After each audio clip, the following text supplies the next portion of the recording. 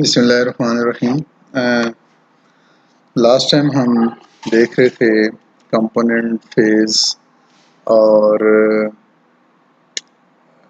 Degree of freedoms क्या होते हैं। फेज डायग्राम्स को हमने थोड़ा सा देखा था कि फेज डायग्राम जनरली बहुत इम्पोर्टेंट होती हैं from solid state point of view के डिफरेंट स्टेट्स का आपको उसमें पता लगता है कि कौन सी टेम्परेचर पे या कौन सी टेम्परेचर पे कौन सी फेज एग्जिस्ट करती है। और फिर वो जो आपका मटेरियल होता है जो आपने सिंथेसाइज किया होता है उसके बिहेवियर का भी आपको पता लगता है। फिर हमने कहा था कि फेज डायग्राम जब हम स्टडी कर रहे होते हैं तो हम ये मेक श्योर करते हैं कि जो आपके पास कंपोजिशन हो वो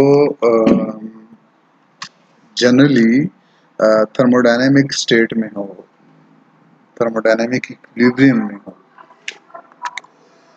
अब हम कहते हैं कि in using phase diagrams it is important to understand what is meant by equilibrium. तो जनरली इक्विलिब्रियम का कॉन्सेप्ट हमारे पास most of the time clear ही होता है कि जैसे आप कैनेटिक्स में और थर्मोडायनेमिक्स में पढ़ चुके हैं कि जो रेट ऑफ फॉरवर्ड रिएक्शन होता है और रेट ऑफ बैकवर्ड रिएक्शन होता है वो दोनों इक्वल हो जाते हैं। और हम कहते हैं कि कैनेटिक के लिए जो है ना वो चीज़ें रिएक्टेंट और प्रोडक्ट्स जो है ना वो इक्विलिब्रियम पे हैं। अच्छा, अब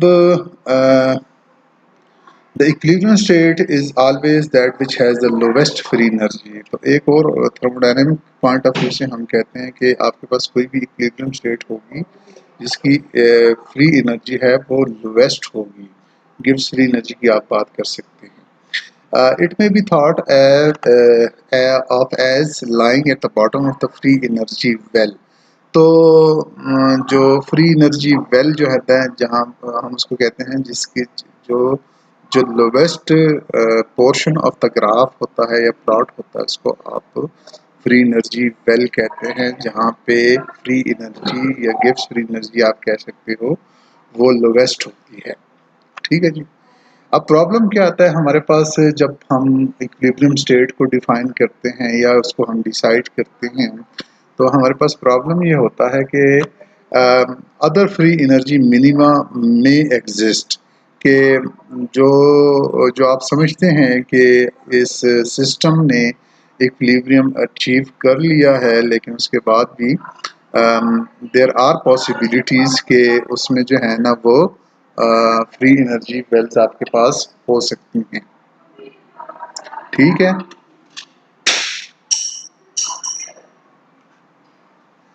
तो इसमें आप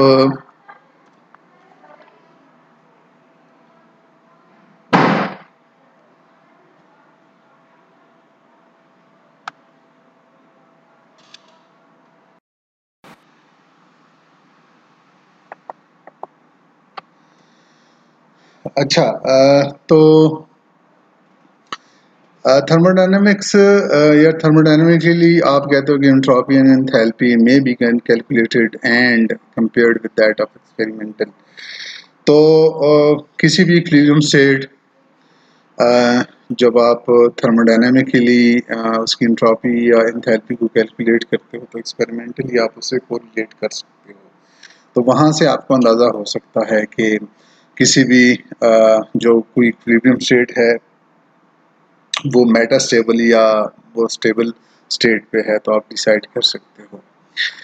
Good example of kinetically stable but thermodynamically metastable state is the metastability of diamond relative to graphite at room temperature। तो जनरली हम कहते हैं कि kinetically अगर आप देखें तो there is a possibility for diamond to get transformed into the graphite, but thermodynamically आपके पास एक मेटास्टेबल स्टेट होती है जहाँ पे वो डायमंड जो है ना वो स्टे करता है। तो अगर आप इसको कन्वर्ट करना चाहें इनटू द ग्रेफाइट तो you must need a lot of energy in order to convert diamond into the graphite. तो मेटास्टेबल, और फिर आप यूँ कह सकते हो तो कि कैनेटिकली आपको बहुत ज़्यादा एक्टिवेशन एनर्जी की ज़रूरत होती है मेटास्टेबल स्टेट से स्टेबल स्टेट की तरफ जाने के लिए। तो आप इसमें देख सकते हो कि जो स्टेबल स्टेट है, जो कि इस केस में डायमंड और ग्रेफाइट के केस में है, जिसमें टेंडेंसी होती है डायमंड को ट्रांसफॉर्म होने में टुवर्ड्स द ग्रेफाइट। जो ग्रेफाइट का इक्विलिब्रियम स्टेट है, that is much more stable as compare to diamond, but kinetically it is impossible for diamond to yeah, it is very difficult for diamond to get transformed into the um, graphite. Now, important point that phase diagrams tell us only the identity of the thermodynamically stable phases और phase mixture eight ए given temperature. तो phase diagram आपको सिर्फ और सिर्फ identity बताता है कि आपके पास जो गिवन टेम्परेचर है या कोई भी कंपोजिशन है या डिफरेंट फेजेस हैं या फेजेस का मिक्सचर है किसी एक ख़ास टेम्परेचर या प्रेशर पे, उसकी नेचर क्या होगी, वो किस फॉर्म में या किस स्टेट में होगा, आया वो सॉलिड होगा, लिक्विड होगा या गैस होगा।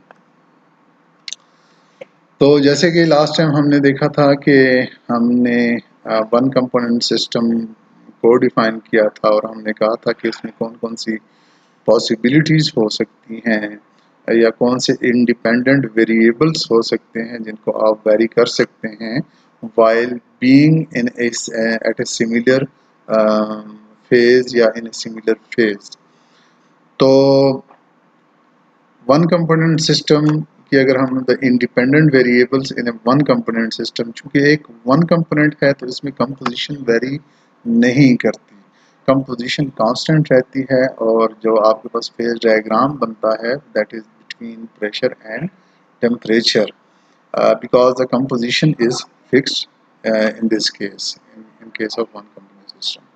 तो जो फेज रूल हम जब इसमें लगाते हैं, चूंकि प्रेशर और टेम्परेचर पे हमारे पास चेंज हो रहा है, तो P plus F, P again the number of phases, F is the degree of freedom and C is the component that are present in the system।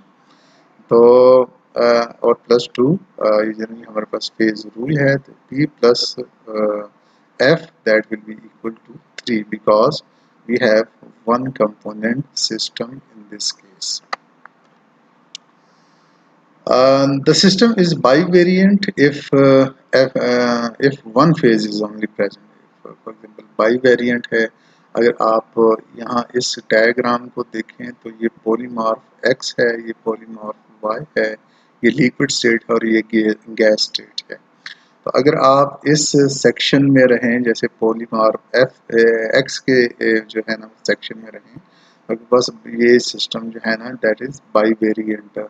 आप within a limited range या at a certain range आप pressure और temperature को independently vary कर सकते हैं और उसकी फेज जो है ना वो चेंज नहीं होगी while being in this state.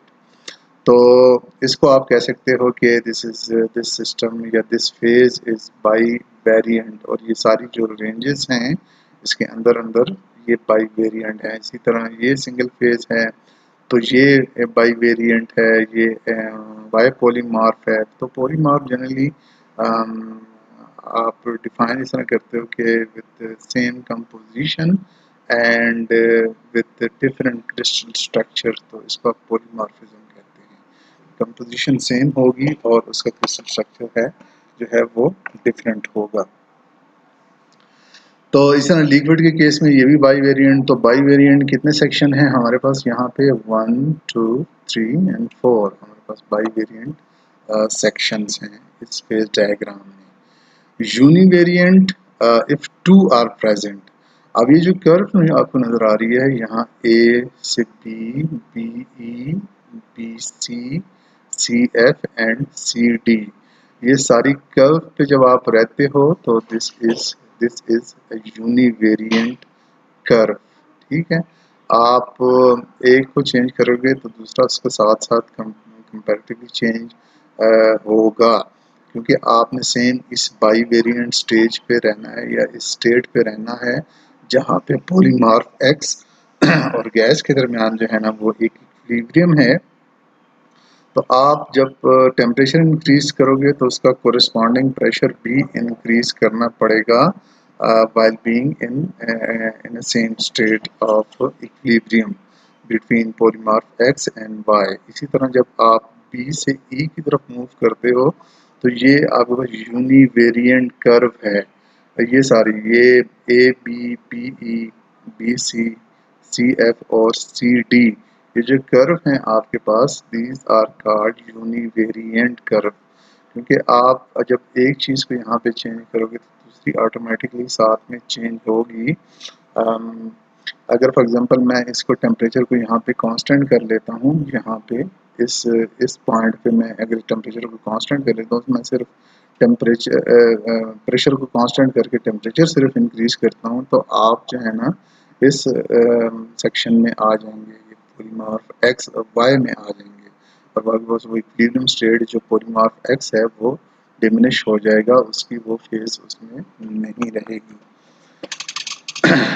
और invariant f is equal to 0 if three phases are present। तो यहाँ पे आप देख लें ये जो पॉइंट B है तो ये भी इनवेरिएंट है, यहाँ पे डिग्री ऑफ फ्रीडम 1 है। फेजेस कितनी प्रेजेंट है, एक गैस की फेज है, दूसरी एक्स पॉलीमॉर्फ है, दूसरा वाई पॉलीमॉर्फ है। इसी तरह वाई पॉलीमॉर्फ लिक्विड स्टेट और गैस स्टेट, यहाँ पे ये वाला जो बस पॉइंट है दैट इज इनवेरिएंट। और इसमें आपके पास कोई भी पॉसिबिलिटी नहीं होती, ना आप टेम्परेचर चेंज कर सकते हो ना प्रेशर चेंज कर सकते हो। इनमें से कोई भी पॉइंट जब आप चेंज करोगे इन दोनों में से या डिग्री ऑफ फ्रीडम आपको यहाँ पे कोई नहीं है, यहाँ पे तो डिग्री ऑफ फ्रीडम है कि आप एक को चेंज करते जाते हो दूसरा उसके साथ ऑटोमेटिकली चेंज होता जाता है। यहाँ पे कोई डिग्री ऑफ फ्रीडम आपके पास नहीं है। Now each single phase region is separated from neighboring single phase region by a univariant curve। जैसे मैंने आपसे कहा कि सारी आपके पास A B B E B C C F और सी डी ये यूनिवेरिएंट कर्व हैं और हर एक सिंगल फेज इस यूनिवेरिएंट कर्व के थ्रू जो है ना वो सेपरेट हो रही है। Now BE curve, this one BE curve is the transition temperature between polymorph X and Y। अब हम फेज डायग्राम को इंटरप्रिटेशन कैसे करते हैं कि हम जब देखते हैं कि BE कर्व यहाँ पे जो है this is actually a transition temperature between polymorph X and Y and this is a transition with pressure। ठीक है, तो प्रेशर चेंज करते हो तब भी ट्रांजिशन होती है और जब आप फॉर एग्जांपल टेम्परेचर यहाँ पे चेंज करते हो तो भी ये as a kind of transition temperature है। एफ सी जो है आपके पास यहाँ पे that is actually a melting point of polymorph Y with pressure. Pressure increase करते हो मेल्टिंग पॉइंट भी इंक्रीज होता है। ठीक है, अब यहाँ से देखें, यहाँ पे जब आप प्रेशर ऊपर की तरफ लेके जाओगे, यहाँ पे इंक्रीज करोगे प्रेशर तो इसका मेल्टिंग पॉइंट भी इंक्रीज होगा। ठीक है, यहाँ पे एक टेम्परेचर यहाँ पे है और दूसरा अगर आप फर्दर प्रेशर को इंक्रीज करते हो तो दूसरा टेम्परेचर आपके पास यहाँ पे आ जाएगा।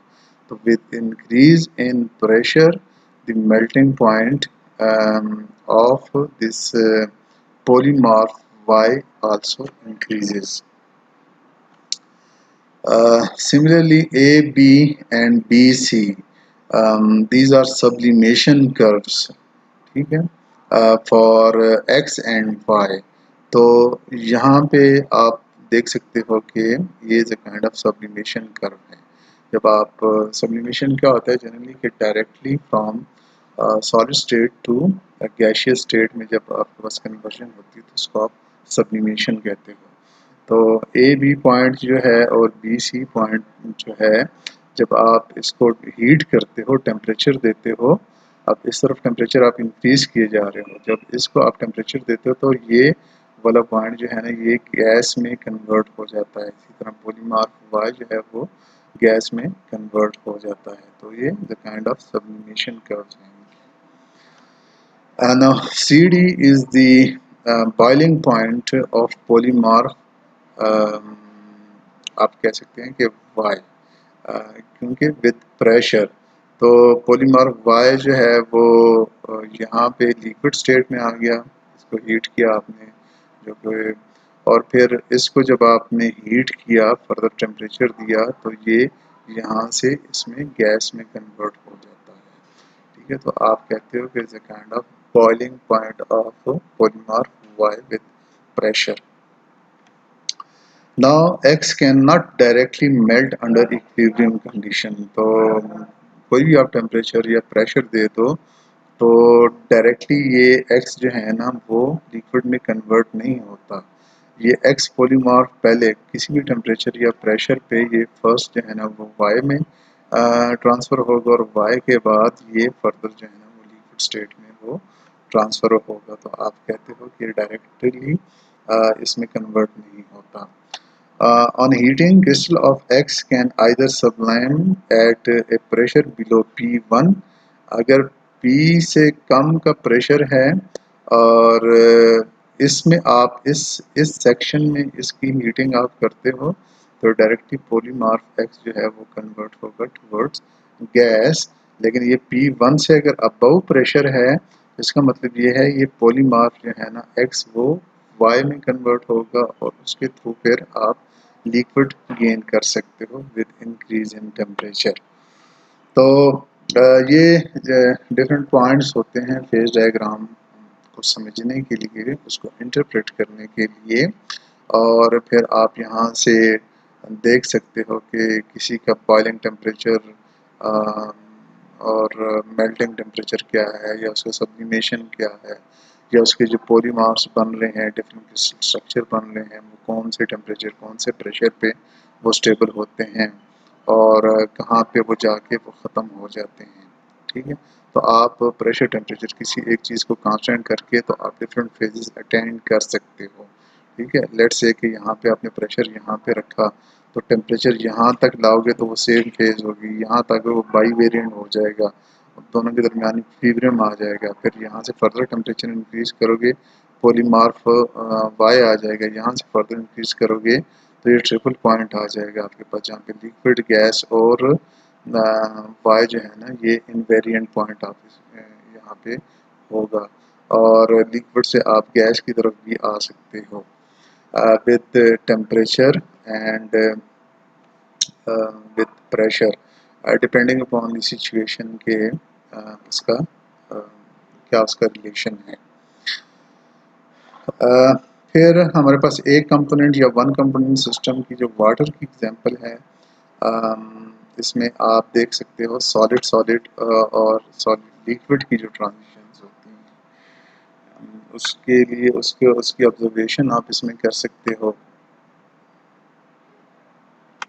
ना इसके थ्रू आप देख सकते हो आइस वन, ये जो डिफरेंट पॉलीमॉर्फ्स ऑफ आइस हैं आप इसको देख सकते हो, ये different crystalline phases of ice हैं। तो ये आइस वन टू, अगेन ये प्रेशर टेम्परेचर रिलेशनशिप है, प्रेशर आप इंक्रीज करोगे तो आपका डिफरेंट आइस की ट्रांसफॉर्मेशंस होती हैं। ये आइस वन है, टू है, थ्री है, फोर है, ये फाइव है, और इसको लिटरेचर में ये 1 2 3 और 4 5 के नाम दिए गए हैं। दिस इज आप यहाँ पे देख सकते हो कि the ice is the most stable, ice 1 form is most stable below 1 atmosphere। ये तो यहाँ पे 2 शो हो रहा है लेकिन यहाँ पे आप अगर देखो तो ये 1 एटमॉस्फेयर है, 1 2 3 4 5 6 7 8। तो यहाँ पे जो आइस वन है वो बिलो या एट एटमॉस्फेरिक प्रेशर जो कि 1 एटमॉस्फेयर होता है हमारे पास जनरली, तो वहाँ पे जो स्टेबल फॉर्म ऑफ आइस है डेट इज़ वन। जो आपके घरों में जो फ्रीज़र में जो आइस बनती है वो आइस वन है। अगर उस आइस को आप प्रेशर दे देते हो वाइल फॉर एग्जांपल मैं यहाँ पे -10 पे अगर मैं उसको प्रेशर देता हूँ तो वो क्या होगा एट 2 किलो बार पे या 2 एटमॉस्फेयर पे आप इसको कह सकते हो, तो वो आइस 3 में कन्वर्ट होगा। फर्दर जब आप प्रेशर देते हो while being at 10 degree centigrade, तो ये आइस 5 में कन्वर्ट हो जाता है, और इसी तरह ये आइस 4 में फर्दर जब आप प्रेशर को इंक्रीज करते हो। तो डिफरेंट पॉलीमार्स हैं जो आपके पास वाटर है। इस तरह ice 1 has low density than water at 0 degree centigrade. तो इसमें आप यूँ देख सकते हो कि जो वॉल्यूम ऑफ आइस 1 है, जैसे density is equal to mass per unit volume होता है, ठीक है। तो मैस पर यूनिट वॉल्यूम का मतलब ये है कि जो आइस 1 है उसका वॉल्यूम ज़्यादा होता है तो मैस तो सेम ही रहता है।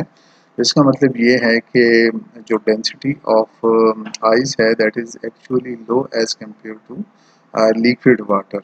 तो आप with decrease in temperature and आप यूँ कह सकते हो कि with increase in pressure the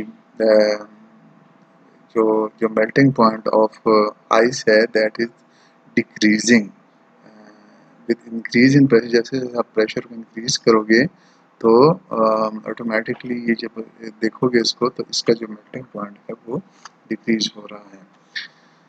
the effect of pressure on ice 1 water, यहाँ पे आइस 1 और वाटर का जो लिक्विड वाटर है उसके दरमियान इफेक्ट ऑफ प्रेशर को अगर आप देखते हो तो ली शार्टले प्रिंसिपल जो है हमारे पास वो कहता है the melting of ice is accompanied by decrease in volume, increase pressure makes melting easier. तो जब प्रेशर को आप इंक्रीज करते हो तो वो मेल्टिंग जो है ना वो इजी हो जाती है आपकी। अब लेट्स से कि पहले यहाँ पे जो 1 एटमॉस्फेरिक प्रेशर था या 1 एटमॉस्फेयर प्रेशर से भी कम था तो आपके पास आइस जो है ना वो 0 डिग्री सेंटीग्रेड पे बन रही थी। लेकिन जब जैसे ही आपने प्रेशर इंक्रीज किया तो वो जो है ना वो आइस जो है ना वो लोअर टेम्परेचर उसका जो मेल्टिंग है वो ईजियर हो जाएगी वो as compare to higher temperature. तो the melting of ice is accompanied by decrease in volume, increased pressure makes melting easier, therefore the melting temperature decreases with pressure। तो melting का जो temperature है वो decrease कर जाता है with pressure। ये सारा melting point of ice है। और यहाँ से फिर आप देख सकते हैं ये यहाँ का melting point आइस 3 है ये। और इसी तरह फर्दर जब आप देखते हो तो फिर फर्दर मेल्टिंग जो टेम्परेचर है वो इंक्रीज होता है विद प्रेशर। जितना आप प्रेशर इंक्रीज करते हो तो मेल्टिंग टेम्परेचर जो है वो इंक्रीज होता है। वाई एक्स ए ए ये वाला वाई एक्स ए बी और सी gives a variation of melting point with pressure for some of the ice polymorphs।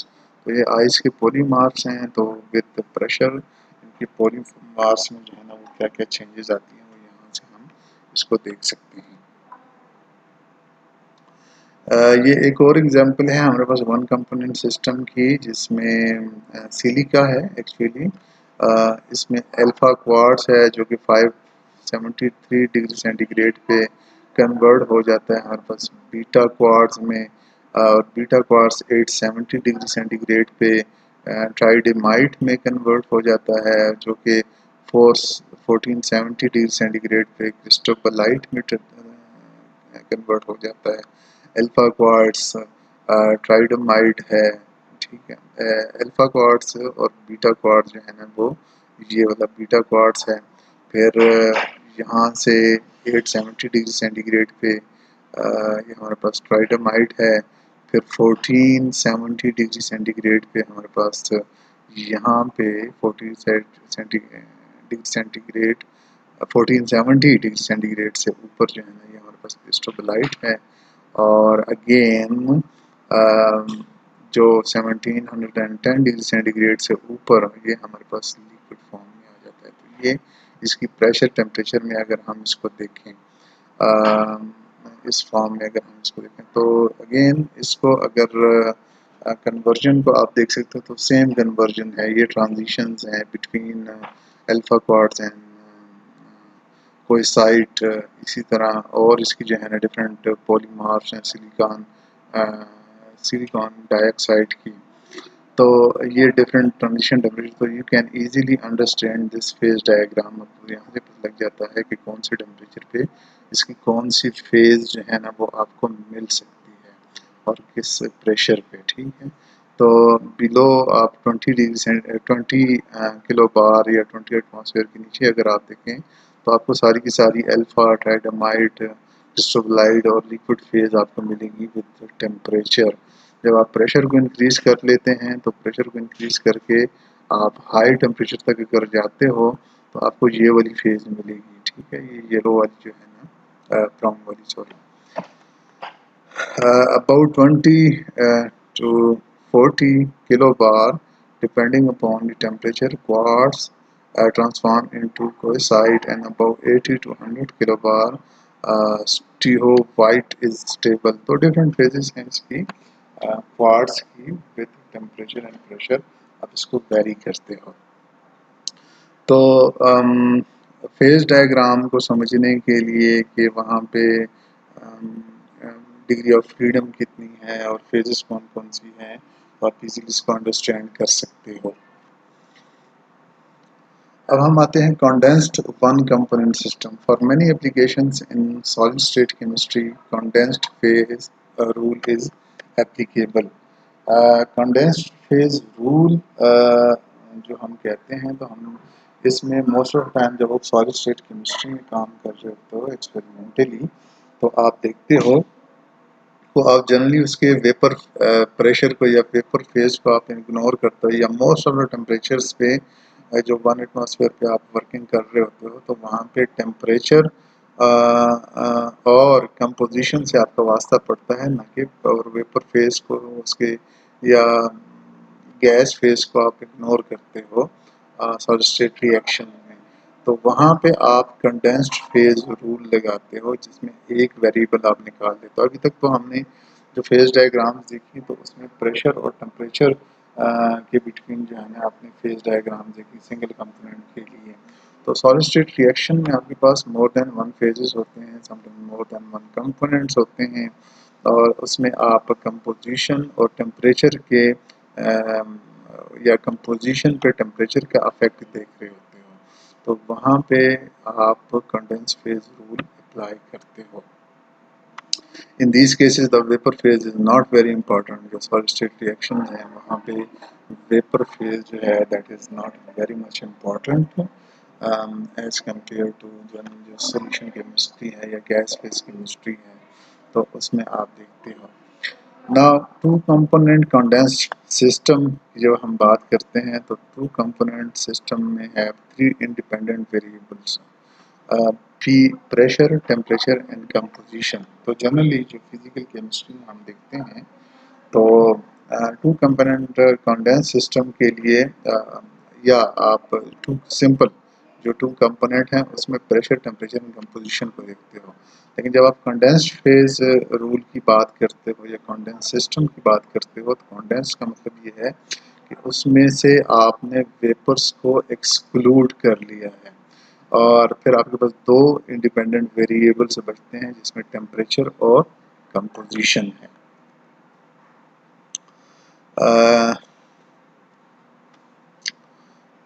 फिर हमने कहा कि again condense phase rule phase is used because you are ignoring the vapour phase of the system.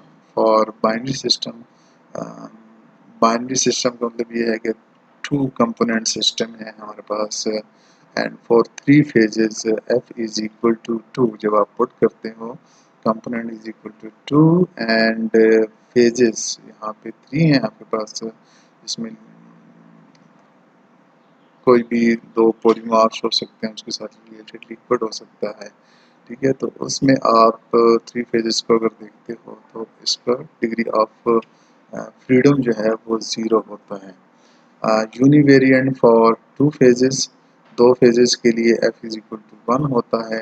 ये condense phase rule की हम बात कर रहे हैं। जब इसमें 3 फेजेस होती हैं तो f इज इक्वल टू 0 होता है, और यूनिवेरिएंट जब उसमें दो फेजेस होती हैं तो f इज इक्वल टू 1 होता है। By variant for one phase single phase system के लिए f इज इक्वल टू 2 होता है। Temperature is the vertical axis and composition is the horizontal axis in binary phase diagram. जो binary phase इसमें आपके पास ternary phase diagram भी हो सकती हैं और बाइनरी फेज डायग्राम भी हो सकती हैं।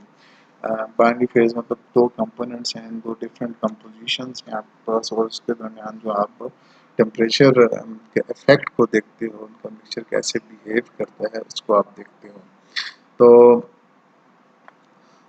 फर्दर हम इसका अगर देखते हैं, इसको हम थोड़ा सा टाइम चूँकि हमारे पास है तो हम इसको यूटेक्टिक सिस्टम को भी देख सकते हैं। A simplest two component condensed system is the eutectic system of mixture A and B. Mixture A और B का यूटेक्टिक सिस्टम फिर हम देखते हैं कि फेज डायग्राम में से हम कंपोजिशन किसी दो कंपोनेंट या टू कंपोनेंट सिस्टम की फेज डायग्राम में से हम कंपोजिशंस कैसे निकाल सकते हैं different sections of the diagram में से। No compounds or solid solutions are formed, but a mixture melt at lower temperature than either pure solid. इसमें कंपाउंड्स या सॉलिड सॉल्यूशन की फॉर्मेशन नहीं होती, लेकिन जो ये ए और बी का मिक्सचर है यूटेक्टिक सिस्टम का हम जब देखते हैं तो वो उसमें ये होता है कि दोनों जो है ना वो at the same temperature melt करते हैं, लेकिन दोनों अपने इंडिविजुअल मेल्टिंग टेम्परेचर से वो लोअर टेम्परेचर पर उसकी मेल्टिंग होती है। In the solid state, therefore, there are no intermediate compound or solid solution, but only mixture of end-member phases A and B. In liquid state, complete range of single-phase liquid solution at high temperature. तो इसमें कहता है कि therefore no intermediate compound or solid solution, but only mixture of end-member phases A and B. तो ये simple physical mixture होता है किसी भी स्टेट पे या किसी भी स्टेप में। जो लिक्विड होता है वो कम्प्लीटली सिंगल फेज होती है, और बाकी दो फेजेस आपके पास ए और बी की होती हैं, और एट हायर टेम्परेचर पे आपको सिंगल फेज होता है जो कि कम्प्लीटली लिक्विड फेज में होता है। तो ये एक फेज डायग्राम है हमारे पास। ये जो एरिया है इसको आप बाई वेरिएंट, ये सिंगल फेज बाई वेरिएंट के थ्रू आप इसको देखते हो, लिक्विडस कर्व आप इसको कहते हो, और यहाँ पे ये फेज जो है ये बाई वेरिएंट है, ठीक है। In this region P is equal to 1, phase 1 है जो कि लिक्विड है, सॉरी लिक्विडस, ये जो है liquid, P is equal to 1 है, और डिग्री ऑफ वेरिएंस हमारे पास वो 2 है। The other three areas each contain two phases, A plus B, ये A plus B है, ये A plus liquid है यहाँ पे, और B plus liquid है हमारे पास।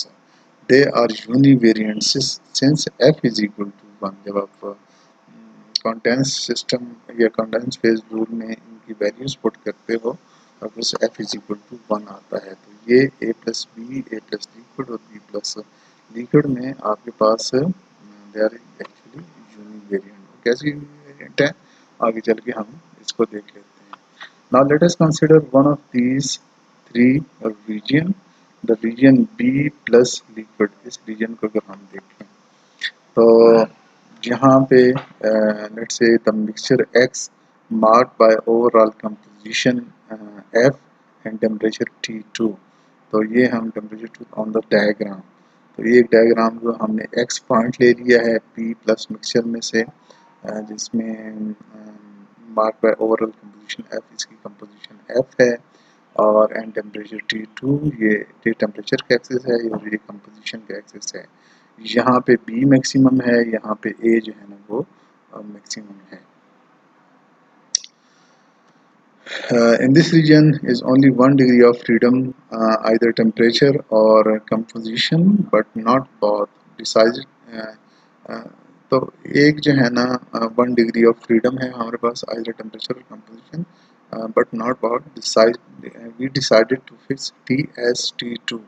तो टी को हमने T2 के तौर पे डिसाइड कर लिया कि हमारे पास टेम्परेचर जो है वो T2 है।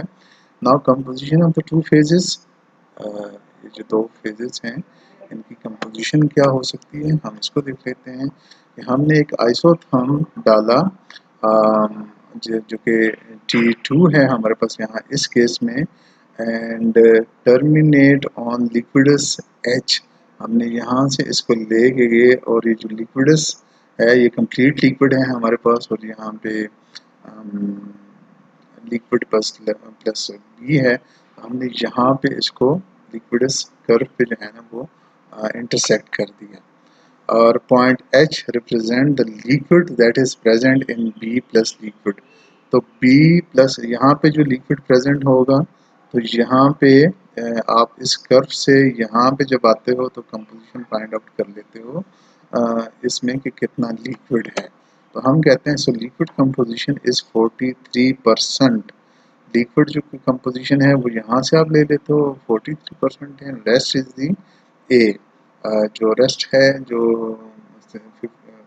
सॉरी जो लिक्विड कंपोजिशन जो ओवरऑल इसकी यहाँ पे है दैट इज 43% बी है और 57% ए है। तो आप इस एक्सिस से जो है ना वो कैलकुलेट कर लेते हो यहाँ पे। तो नेक्स्ट टाइम हम देखेंगे कि कंपोजिशन का मतलब क्या है और कंपोजिशन हम कैसे डिफाइन करते हैं, इसके भी हम देखते हैं। कंपोजिशन लिक्विड का कंपोजिशन क्या है, मिक्सचर का क्या है, प्योर उसकी जब हम बात करते हैं तो उसका जो है ना वो कंपोजिशन क्या है। ठीक है, तो इंशाल्लाह नेक्स्ट टाइम के लिए अभी हम क्वेश्चन आंसर का सेशन शुरू करते हैं।